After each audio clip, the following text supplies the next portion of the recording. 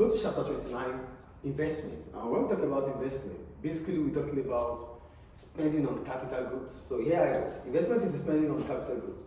This implies that it is the addition to the capital stock of the economy.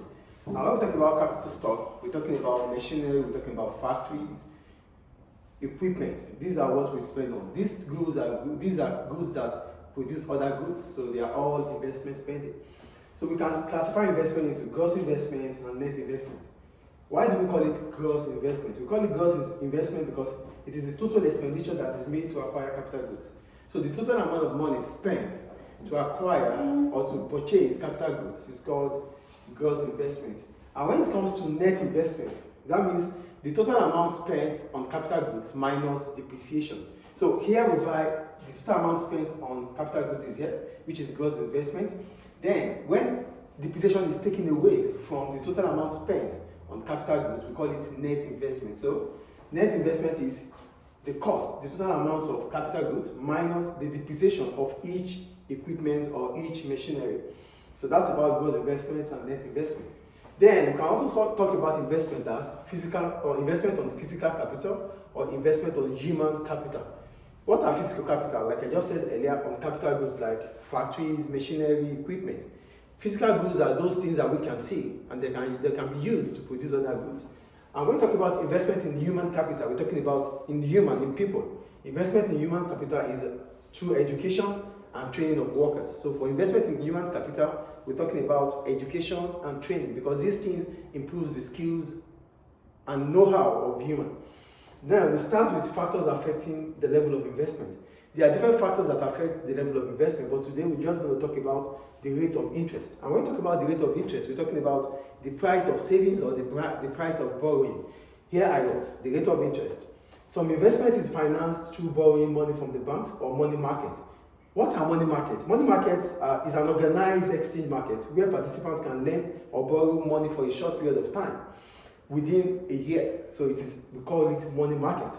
So however, an increase in interest rates will make borrowing become expensive. Will make borrowing becomes expensive.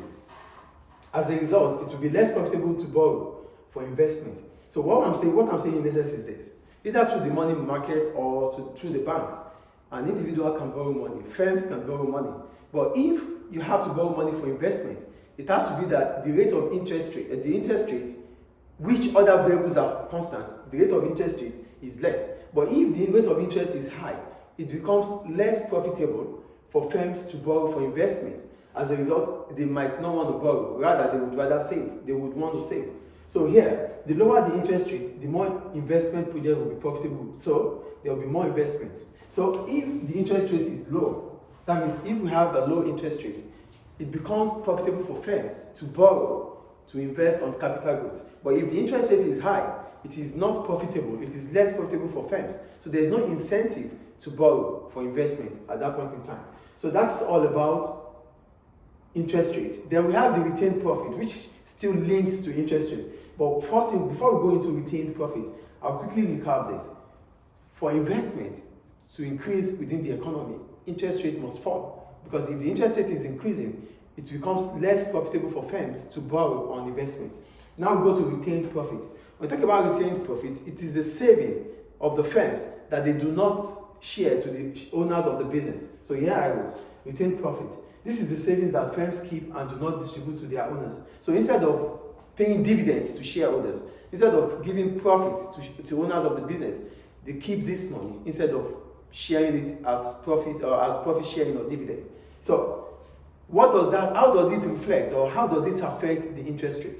Here I wrote, the higher the interest rate, the more it becomes attractive for firms to save money rather than spending on physical capital. So if the interest rate is increasing within the economy, so it becomes an incentive for firms to rather save than spending on physical capital like factories, machinery, equipment, because the interest rate is high.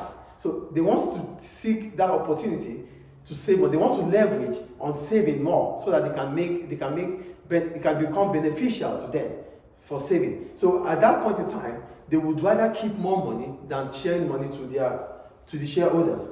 So for firms, so some money rather than So the lower the interest rate, the greater the incentive for firms to use their savings to buy investment goods. So if the interest rate is reducing, it means firms do not have incentive to save more money into the bank because they're not going to gain anything. Rather, they will spend it on investment capital or investment goods.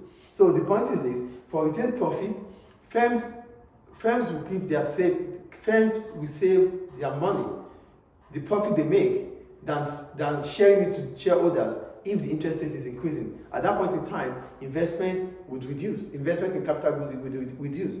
But if the interest rate is reducing, firms will not have any reason to save money into the bank. Rather, they will invest on capital goods. So this is how interest rate affects investment. For interest rate, we said it is the price of saving or borrowing. So if the price of saving increases, then firms will save more rather than spending. And if the interest rate reduces, firms will have the incentive to borrow more to invest in capital goods. So that's all about factors affecting the level of investment through the rate of interest. In the next class, we'll talk about other factors. Thank you.